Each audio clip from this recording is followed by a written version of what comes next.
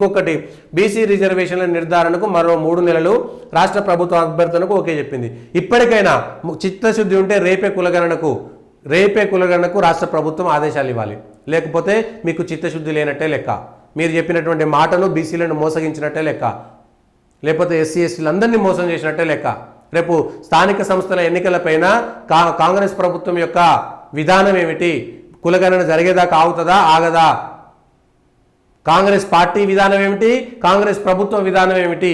ఈ విషయంపైన స్పష్టంగా చెప్పాలి. మీరు ఇచ్చినటువంటి హామీ ఏమిటి? హామీని అమలు చేస్తారా లేదనేటువంటి అంశంపైన కూడా స్పష్టత ఇవ్వాల్సినటువంటి బాధ్యత కాంగ్రెస్ పార్టీ మీద ఉన్నది, కాంగ్రెస్ ప్రభుత్వం పైన కూడా ఉన్నది. ఈ ప్రభుత్వం పైన కూడా 3 నెలలు అన్నారు. ఈ 3 నెలలలోపు యుద్ధ ప్రాతిపదికన పూర్తి స్థాయిగా కులగణన చేసేటువంటి ధైర్యం దమ్ము ఉందా? కులగణన చేస్తారా? ఈ విషయం పైన స్పష్టత ఇవ్వాల్సినటువంటి బాధ్యత రాష్ట్ర ప్రభుత్వానిదే. లేకపోతే రాష్ట్ర ప్రభుత్వం ఆ విషయం పైన క్షమాపణ చెప్పాల్సి ఉంటుంది. ఇవి రోజునటువంటి వార్తలు ఉన్నటువంటి వాస్తవాలు విశ్లేషణ. దయచేసి పొలిటికల్ వాయిస్ను లైక్ చేయండి, సబ్స్క్రైబ్ చేయండి, షేర్ చేయండి, కామెంట్ కూడా చేయండి.